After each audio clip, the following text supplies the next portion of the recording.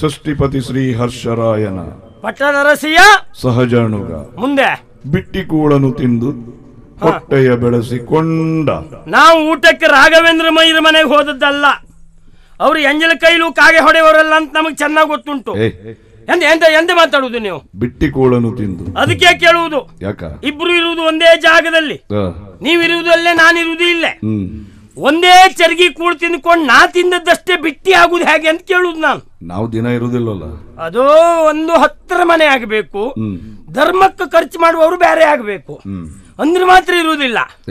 ನಾವು ಹೊರಗೆ ಹೋಗುದಿಲ್ಲ, ಹೋದ್ರೆ ನಮ್ದೇ ಖರ್ಚು ಮಾಡ್ಕೊಂಡು ಜೀವನ ಮಾಡುದು. ಮತ್ತೆ ಬಿಟ್ಟಿ ಕೂಡ ಯಾರದ್ದು ಸಂತೋಷ ಎಂತದ್ದು? ಅದು ಸಂತೋಷವಾ? ಏನ್ ಬಾರಿ ಬಿಸಿಲಿದ್ದೆ? ನನಗುಂಟಲ್ಲ, ಈಗಲ್ಲ, ಭೂಮಿಗೆ ನಮ್ಮ ತಲೆ ಬೀಳುವಾಗ ಬಿಸಿಲೇ ಬಿದ್ದದ್ದು. ಆ ಕ್ಷಣದಿಂದ ಇವತ್ತಿನವರೆಗೆ ಹೆಚ್ಚಾದದ್ದೇ ಬಿಟ್ಟರೆ ಕಡಿಮೆ ಆದದ್ದಿಲ್ಲ.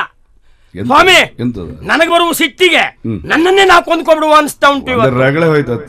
ಆ ಸ್ಥಾನದಲ್ಲಿ ಇದ್ದವ್ರೆ ಹಾಗೆ ನೇರ ಹೇಳುವವ್ರು ಸಿಕ್ಕಿದ್ರೆ ಅವರಿಗೆ ಹೋದ್ರೆ ರಗಳೆ ಹೋಯ್ತು ಅಂತಲೇ ಅರ್ಥ. ಅದೆಲ್ಲ ನಾನು ಹೇಳಿದ್ದು. ಈಗ ನೀವೇ ವಿಚಾರ ಮಾಡಿ, ನೀವು ಪ್ರೀತಿ ಮಾಡಿದಂತ ಹುಡುಗಿ ನಿಮಗೆ ಸಿಕ್ಕಿದ್ದಾಳ? ತಲೆ ಬಿಸಿ ಮಾಡ್ಕೊಳ್ಳೇ ಇಲ್ಲ, ಸಿಕ್ಕಿದೆ. ಹೇಳ್ಬೇಡಿ, ಆ ಮಟ್ಟಿಗೆ ನಿಮ್ಮ ಯೋಗ ನಿಮಗೆ ಎಲ್ಲವೂ ಸಿಕ್ಕಿದ್ದ ಹಾಗೆ, ನಿಮಗೆ ಯಾವ್ದ್ರಲ್ಲೂ ತಲೆ ಬಿಸಿ ಆಗ್ಲಿಲ್ಲ. ನಮ್ಮ ಪ್ರಾರಬ್ಧ ನೋಡಿ, ನನ್ನ ಮಗಳು ಪಲ್ಲವಿ, ನಾನು ಪ್ರೀತಿ ಮಾಡಿದ ಹುಡುಗಿ, ನಾವೊಂದು ಹುಡುಗಿ ನೋಡುದು, ಯಾರ್ಯಾರೋ ಹಾರಿಸ್ಕೊಂಡು ಹೋಗುದು, ನಮ್ಮ ಜೀವಮಾನ ಹೀಗೆ ಹೋಯ್ತಾ ಬಿಟ್ರೆ ಯಾರೂ ಇಲ್ಲ. ಯಾರ್ಯಾರೋ ಅಲ್ಲ, ಅವ ಶುಭ್ರಶೋಧನ ಇವತ್ತು ಉಂಟಲ್ಲ ಪಾಪಿ ಮಗನ, ಅವನನ್ನು ಬಿಡ್ಲಿಕ್ಕಿಲ್ಲ ನಾವು. ಇಷ್ಟು ಕತೆ ಶುಭ್ರಶೋಧನ ಬಗ್ಗೆ ಮತ್ತೆ ಯಾರದ್ದು? ಅವು ಎಂತ ಒಳ್ಳೆ ಹುಡುಗ, ಎಂತದ ದೇವ್ರಂತ ಮನುಷ್ಯ ಅಲ್ಲ. ಅದು ಒಂದೇ ಒಂದು ಮಾತಾಡ್ಲಿಕ್ಕೆ ಆಗುವಲ್ಲ. ಅಲ್ಲ, ಆ ಸತ್ಯ ಈ ಕೂಟಕ್ಕೆ ಬಂದಾಗ್ಲೇ ನಮ್ಗೆ ಗೊತ್ತಾಗಿದೆ. ಅವನನ್ನು ನೀವು ಹೊಗಳ್ಕೊತಿರ್ಬೋದು, ನಿಮ್ಮನ್ನು ಅವನು ಹೊಗಳ್ಕೊತಿರ್ಬೋದು. ಪರಸ್ಪರ ಇದೇ ಹೊಂದಾಣಿಕೆಯಲ್ಲಿ ನೀವು ನಡೆಸ್ಕೊಂಡು ಹೊರಟಿದ್ದೀರಿ. ಏನಿದ್ರು ಇಲ್ಲೊಂದು 4-5 ದೊಡ್ಡ ದೊಡ್ಡ ತಲೆ ಹೊಂದಾಣಿಕೆ ಆದ್ರೆ ಆಯ್ತೆ ಬಿಟ್ರೆ ಉಳಿದ ಮಕ್ಕಳು ಹೋದ್ರೆ ನಿಮ್ಗೆ ಯಾವ ಸಂಬಂಧ ಇಲ್ಲ. ಎಂತದ್ದು ಒಳ್ಳೆಯವನವ, ಅವ ಎಂತವ ಅಂತ ನನಗೆ ಗೊತ್ತು. ನಿರ್ಣಯ ಮಾಡಬೇಕು ಅಂತ ಹೊರಟದ್ದು ಒಂದೋ ಹುಡುಗಿ ಅವನಿಗೆ, ಇಲ್ಲ ಅವ ಯಮನಿದ್ದಲ್ಲಿಗೆ, ಎರಡರಲ್ಲಿ ಒಂದಾಗ್ಬೇಕು. ಯಾರ್ದು ನೋಡಿ, ನೀವು ಪ್ರಾಮಾಣಿಕವಾಗಿ ಒಳ್ಳೆಯವರು ಹೌದು ಅಂತಾದ್ರೆ, ಭೇದಭಾವ ಇಲ್ಲ ಅಂತಾದ್ರೆ, ಇವತ್ತು ಅವನು ಮುಂದೆ 1-2 ಪದ್ಯ ಅವಕಾಶ ನಮಗ್ ಕೊಡಿ. ಅವನಿನ್ ಏನು ಅಂತ ನೋಡದೆ ಬಿಡ್ಲಿಕ್ಕಿಲ್ಲ. ನಾನಿದ್ದೇನೆ ಈ ಕ್ಷಣ ನೋಡುವ.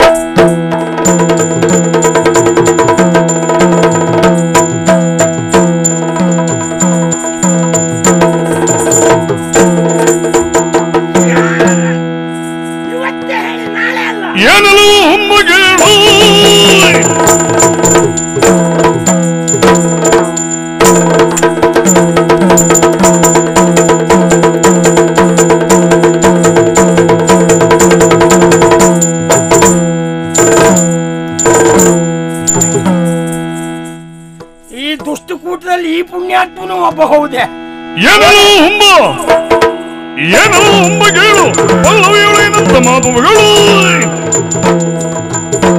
ಮಾನಿನಿ ಗುರು ಎಂದು ಮಾವಯ್ಯ ತಾನೆ ಬೀಳಿರುವ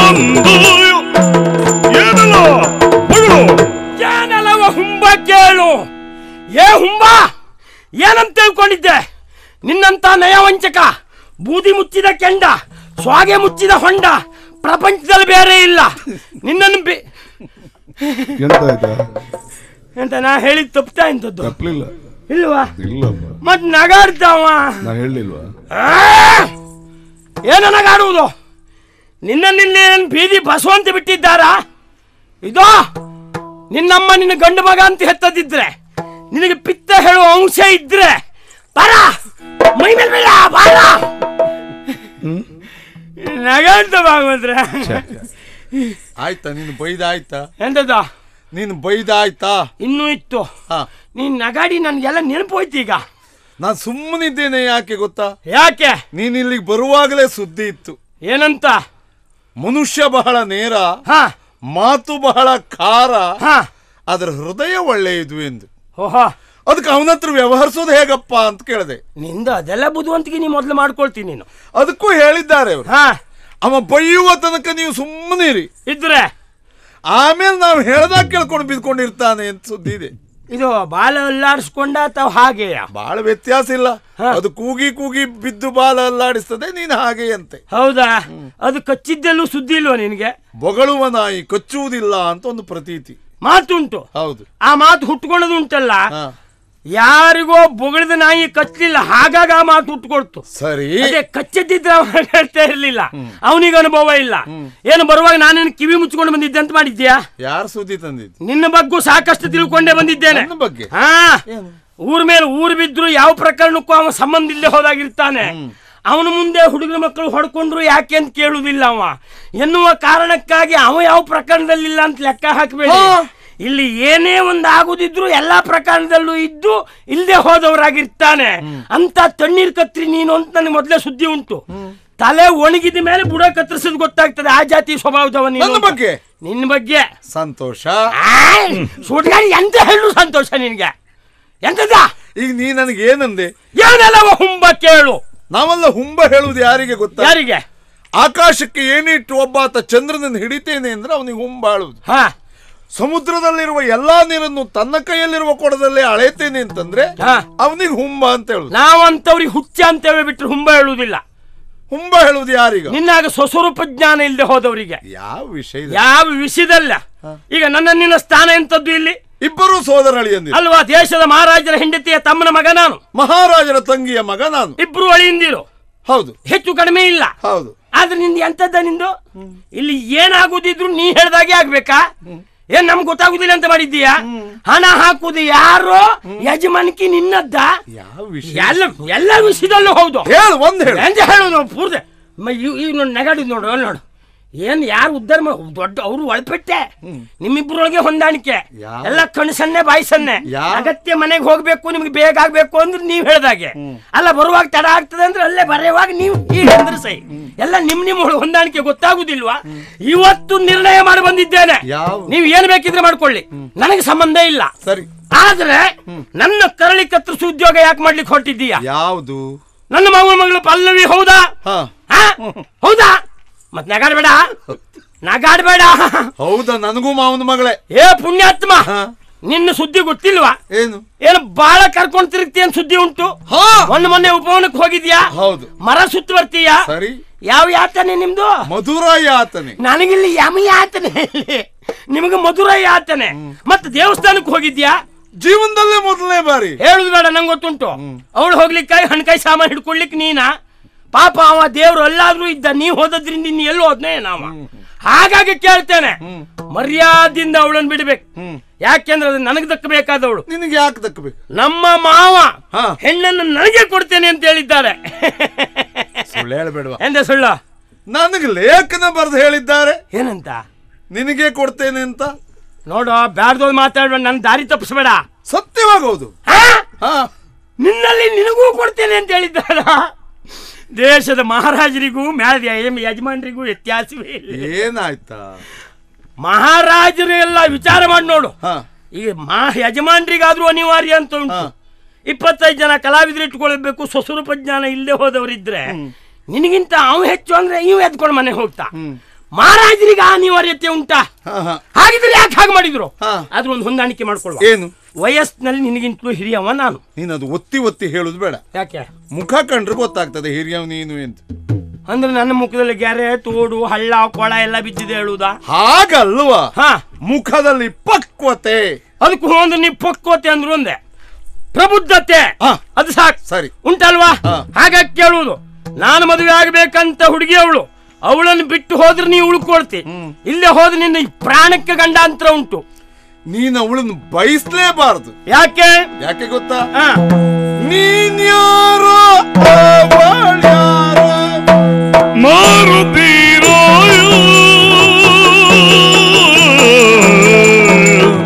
ದದ್ದಿಂತ ದದ್ದಿಂತ ದದ್ದಿಂತ ದದ್ದಿಂತ ದದ್ದಿಂತ ದದ್ದಿಂತ ದದ್ದಿಂತ ದದ್ದಿಂತ ಆದೇ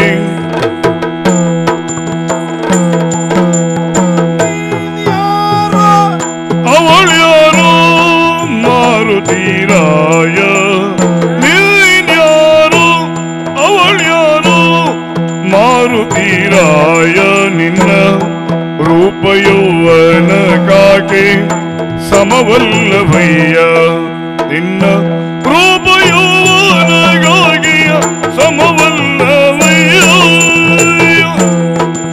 ಮಾರುತಿರಾಯ. ನೀ ಬಯಸ ಯಾಕೆ ಗೊತ್ತಾ? ಯಾಕೋ? ಸರಸ, ಹಾ ಸಂಬಂಧ, ಹಾ ಸಮರ, ಹಾ ಇದಕ್ಕೆ ಯಾವಾಗಲೂ ಸಮಾನತೆ ಅನ್ನೋದು ಬೇಕು. ನಮ್ಮಲ್ಲೊಬ್ಬ ಹೇಳಿದ್ದ ಹಾಗೆ ನಾನು ಕೇಳಿದ್ದೆ. ನೀನ್ ಯಾರು, ಹಾ ಅವಳು ಯಾರು, ಅದೇ ಗೊತ್ತಿಲ್ವಾ? ಹಾಗಲ್ಲ. ಹಾ ಸಮಾನತೆ ಇದೆಯೋ? ಓ ನಮ್ಮಲ್ಲಿ ಇಲ್ವಾ? ಮೊದಲನೇದಾಗಿ ಹಾ ನಿನ್ನ ಹೆಸರು ನೆನಪು ಮಾಡ್ಬೇಡ. ಇಲ್ಲಿವರೆಗೆ ಹೆಸರು ಹೇಳಲಿಲ್ಲ ನಾನು. ಯಾಕೆಂದ್ರೆ ನಿನಗೆ ನೋಡು, ಒಂದು ಹೆಸರಿಟ್ಟಿದ್ದಾರೆ, ಶುಭ್ರ ಶೋಧನ. ಹೌದು, ಶುಭ್ರತೆ ನಿನ್ನಲ್ಲಿ ಎಲ್ಲುಂಟು ಅಂತ ಶೋಧನ ಮಾಡಬೇಕು. ಆದ್ರೂ ನಿನಗೆ ಶುಭ್ರ ಶೋಧನ. ನನಗ್ರ ಆಚಾರ ನೋಡು, ಮದನ ಮಾರುತಿ. ನಮ್ಗ ಆ ಬುಡ್ದು ತುಂಡು ಸಾಕಿತ್ತು, ತುದಿಗೊಂದು ಹನುಮಂತನ ಸೇರ್ಸೇ ಬಿಟ್ರು ನಮ್ಮ ಹಣೆ ಬರಕ್ಕೆ. ಅಂಕಿತ ನಾಮವೇ ಅನ್ವರ್ಥ ನಾಮ ಆಗುವುದು 1000 ಮಾತ್ರ. ಹೌದು ಅಂತೇನಾ? ನಿನಗೆ ನೋಡು, ಹಾ ಅಂಕಿತ ನಾಮವೇ ಅನ್ವರ್ಥ ಅಂದ್ರೆ ಮದನ ಮಾರುತಿ. ಇಟ್ಟ ಹೆಸರು ಸಾರ್ಥಕವಾಗುತ್ತೆ. ಅಂದ್ರೆ ನಾನು ಮಂಗ ಅಂತ ಹೇಳುದಾ ನೀನು? ಹಾಗಲ್ವಾ? ಹಾ ಈ ಮಾರುತಿ ಎಂದಾಕ್ಷಣ ವಿಕಾರ ಅಂತ ಹೇಳುವವರು ಯಾರು? ಆಕಾರ ಅಂತ ಯಾರು ಹೇಳಿದ್ರು? ಆಂಜನೇಯನ ಭಕ್ತರನ್ನು ಕೇಳು. ಏನಂತ? ಅವನನ್ನು ಸ್ತುತಿಸುವುದು ಹೇಗೆ ಗೊತ್ತಾ? ಹೇಗೆ? ಸುಂದರ ಮೂರುತಿ ಮುಖ್ಯ ಪ್ರಾಣ. ಅದು ಭಕ್ತರ ದೃಷ್ಟಿಯಲ್ಲಿ ಮಾತ್ರ. ನೀನು ಹಾಗೆ ಹೆಣ್ಣುಮಕ್ಕಳ ದೃಷ್ಟಿಯಲ್ಲ ಅಷ್ಟು ಚಂದ. ಒಬ್ಬಳೆ ನಾನು ನೋಡಿದ್ರೆ ನಿಲ್ಲುವುದಿಲ್ಲ, ಹೋಗ್ತಾ ಇರ್ತಾಳೆ, ಏನಾದ್ರೂ ಹೇಳ್ತಾ ಇವ. ಇದ್ದ ಹೆಣ್ಮಕ್ಳು ನಿನ್ನ ಸುತ್ತ ತಿರುಗುವುದು. ಇನ್ನು ನಿನ್ನ ಘನತೆ.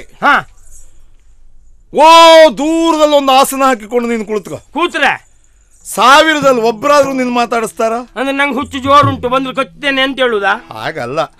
ನಿನ್ನ ಜೊತೆಯಲ್ಲಿ ಮಾತನಾಡುವಾಗ ಇಲ್ಲಿ ಆದ್ರೂ ಹೆಚ್ಚು ಕಡಿಮೆ ಆದ್ರೆ ನೀವಿನ್ನು ಯಾವ ಸ್ಥಿತಿಲಿ ಇದ್ದೀರೋ ಏನೋ, ಅಂತಹ ನಿಮ್ಮನ್ನು ಮಾತಾಡಿಸಿ ನಿಮ್ ಬಾಯಿಗೆ ಬೀಳುವುದು ಯಾರಿಗ್ ಬೇಕು ಎಂದು ಆ ಲೆಕ್ಕದಲ್ಲಿ. ಮತ್ತೆ ನನ್ನ ಶ್ರೇಷ್ಠತೆಯನ್ನು ಹೇಳುವುದಿದ್ರೆ ನೀನು ಕೋವಿದಾರೋಳ್ ಕೋವಿದ್ರೆ ಹಾಕ್ಬಿಡ್ತಿದ್ನ. ನೀ ಮಲ್ಕೊಂಡಲ್ಲೇ ಢಮ್ ಅನ್ಸ್ಬಿಡ್ತಿದ್ದೆ. ಆಚೆ ಮನೆಯವರು ಕೋವಿ ಕೊಡ್ಲಿಲ್ಲ ನನಗೆ. ಹೇಳದೇನು? ಏನೋ ಕೋವಿದರೋಳ್ ಕೋವಿದನು. ಕೋವಿ ಇದ್ದವರಲ್ಲ, ಶ್ರೇಷ್ಠರಲ್ಲಿ ಶ್ರೇಷ್ಠ. ಹೌದೇನಾ? ಹೌದು. ಅಂತ ವ್ಯಕ್ತಿತ್ವ ನನ್ನಂತ. ಏ ಪುಣ್ಯಾತ್ಮ, ನಿನ್ನ ಬಗ್ಗೆ ಏನೆಲ್ಲ ತಪ್ಪು ತಿಳ್ಕೊಂಡು ಬಿಟ್ಟೆ ನಾನು. ಯಾಕೆಂದ್ರೆ ಬರುವಾಗ ಹೇಳಿದ್ದು ಕೆಲವರೆಲ್ಲ ಅದೇ ಸತ್ಯ ಅಂತ ತಿಳ್ಕೊಂಡಿದ್ದೆ. ಆದ್ರೆ ದೂರದ ಬೆಟ್ಟ ಕಣ್ಣಿಗೆ ನುಣ್ಣಗೆ ಅಂತ ಈಗ ಗೊತ್ತಾಯ್ತು. ಸತ್ಯ ನೀ ಶುದ್ಧ ಬಂಗಾರ. ಹಾಗಾಗಿ ನಿನ್ನೆಲ್ಲೊಂದು ಸಲಹೆ ಕೇಳಬೇಕು ಅಂತ ಮಾಡಿದ್ದೇನೆ.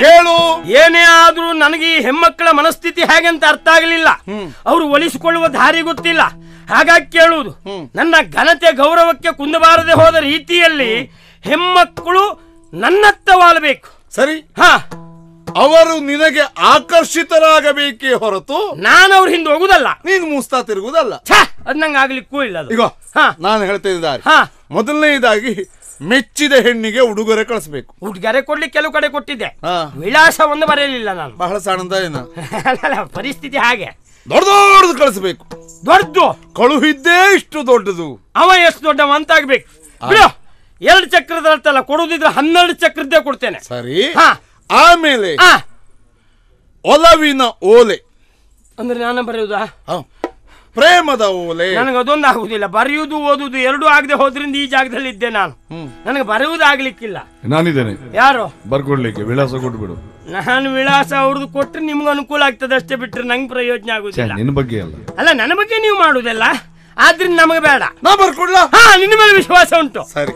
ಏನಾದ್ರೂ ಸ್ವಲ್ಪ ನಮ್ದು ಹೇಳು ಭಾವನೆ ಇರುವುದಿದ್ರೆ ನಿನಗೆ ಪುಣ್ಯಾತ್ಮ. ಆಮೇಲೆ ಇತ್ತಿತ್ತಲಾಗಿ ಈ ಹೆಣ್ಣುಗಳ ಮನಸ್ಸು ಬಹಳ ವಿಚಿತ್ರ. ಹೌದಾ? ನಾವಿನ್ಯತೆಯನ್ನ ಬಯಸುವುದು.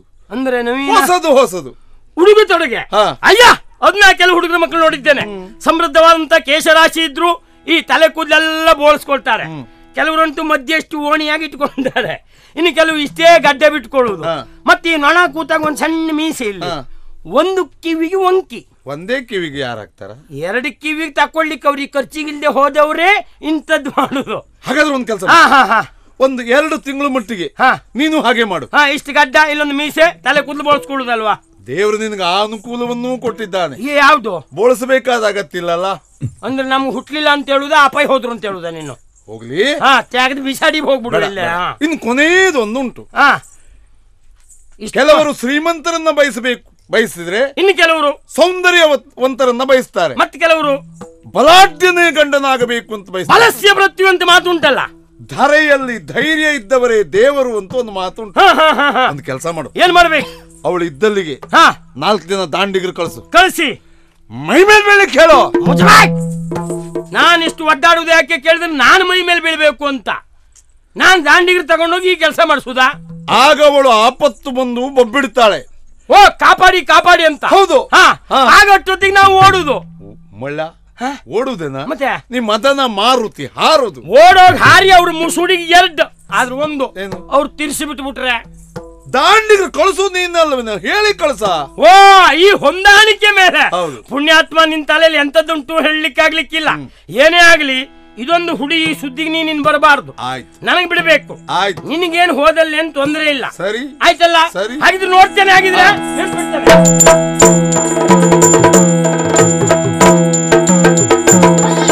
ಹಲವು ಉಡುಗೊರೆಗಳನ್ನು ಕಳುಹಿದ, ಕೆಲವು ಕವಿತೆಯ ರಚಿಸಿ ಹಾಡಿದ, ದಾಂಡಿಗರು ಹೊಡೆದೋಡಿಸಿ ಬಿಗಿದಪ್ಪಿ ತುಂಬಿಸಿ ಎನ್ನ ಹೊರಿಸುವ ಕನ್ನಯಳು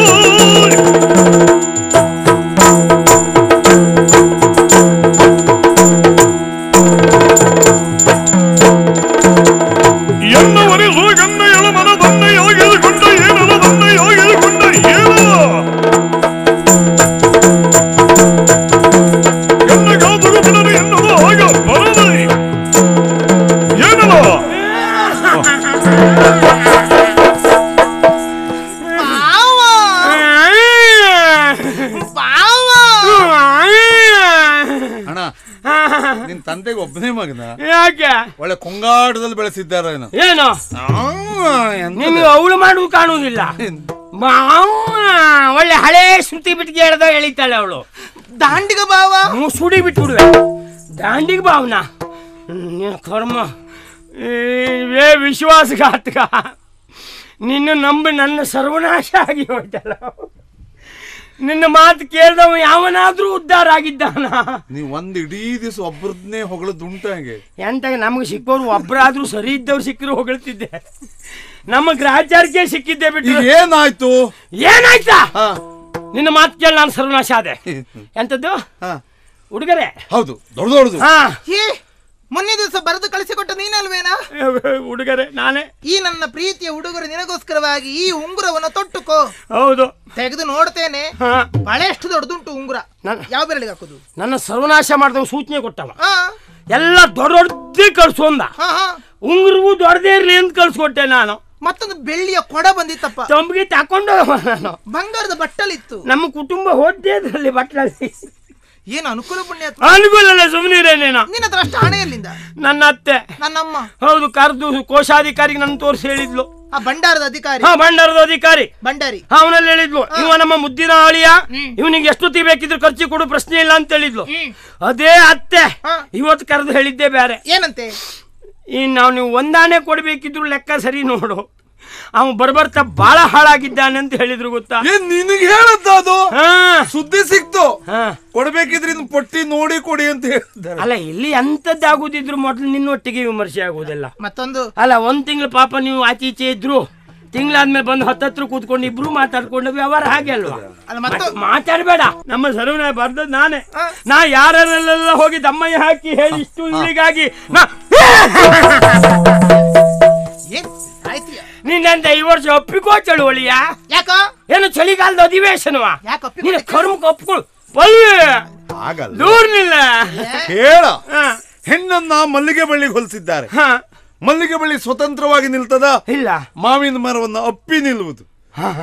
ಹಾಗೆ ಅವಳು ನನ್ನನ್ನಪ್ಪಿದ್ದು ಮರ ಅಂತ ತಿಳ್ಕೊಂಡು. ಇಲ್ಲಿ ನೋಡಿ, ಇಲ್ಲಿ ಹೆಮ್ಮರ ಉಂಟು. ಹೇಗೆ ಬೇಕಿದ್ರು ಒಪ್ಕೋ, ಯಾವ ಭಂಗಿಗೂ ಆದ್ರೂ ಸಿದ್ಧ. ಬೇಡ. ಕಾಸರಕನವರ ಬುಡ ಸರಿ ಇದ್ದದ್ದು ಗಟ್ಟಿ. ಅದೇ ಬುಡ ಸರಿ ಇಲ್ಲದೆ ಅಂತದ್ದು. ಮತ್ತೊಂದು ಕವನ ನೀನೇ ಅಲ್ವಾ ಬರ್ದದ್? ನಾನೇ. ನನ್ಗೆ ಗೊತ್ತಾಯ್ತು, ನೀನ್ ರಕ್ತದಲ್ಲಿ ಬರ್ತೀಯೇನ? ನೀನೇ ಬರ್ದದ್ದು ನನ್ಗೆ ಗೊತ್ತದೆ. ಹೇಗೆ? ಹೇಗೆ? ಆ ರಕ್ತಕ್ಕೆಲ್ಲ ಇರುವೆ ಮುತ್ತು ತೈತಪ್ಪ. ನಾನು ಮ್ಯಾಲಿದ್ದವ್ರ ಹತ್ರ ತಕೊಂಡದ್ದು ರಕ್ತ. ಅದಕ್ಕೂ ಹಣ ಕೊಟ್ಟು ತಕೊಂಡಿದ್ದೆ. ಕವನ ಮಾತ್ರ ಬಹು ಚೆನ್ನಾಗಿತ್ತು. ಸಾಹಿತ್ಯ ಅದ್ಭುತ. ತಂದಸ್ ತಂದಸ್ ಅದ್ರ ತಂದಸ್ ಛಂದಸ್ಸು. ನಿನಗೆ ನೋಡುವ ಏನ್ ಹೇಳ್ತಿ ಅಂತ ಹೇಳಿದ್ದು ನಾನು. ಅಡ್ಡಿಲ್ವೇ? ಸಾಹಿತ್ಯ ಜ್ಞಾನ ಎಲ್ಲ ಅಡ್ಡಿಲ್ಲ ನಿನಗೆ? ಮತ್ತದ ಹೇಳೇನ? ಹೇಳೆ. ಆ ಕವನ ಓದಿದಾಗ ಒಂದ್ ರೀತಿ ಮನಸ್ಸಾಗಿತ್ತ ನಿನಗ? ಹೌದೇನೆ? ನೋಡ್ತಿಲ್ಲ, ಕವನ ಒಂದು ಮನಸ್ಸಾಯ್ತಂತೆ. ಬರ್ಕೊಟ್ಟವ್ನ ಅಲ್ವಾ? ಎಲ್ಲ ವಿಶ್ವಾಸ ದ್ರೋಹಿ. ನೀನು ನನ್ನ ಸರ್ವನಾಶ ಮಾಡಿದ್ದು ನೀನೆ. ನಿನ್ನ ಮಾತನ್ನು ಕೇಳಿ ನಾನು ದಾಂಡಿಗರ ಮನೆಗೆ ಹೋದೆ. ದಾಂಡಿಗರ ಸಾಕೊಂಡು ಕುಖ್ಯಾತನ ಮನೆಗೆ ಹೋಗಿ ಮುಂದೆ ನೋಡ್ತೇನೆ 2 ನಾಯಿ ಉಂಟು, ಯಮ ಇದ್ದಾಗ ಉಂಟು.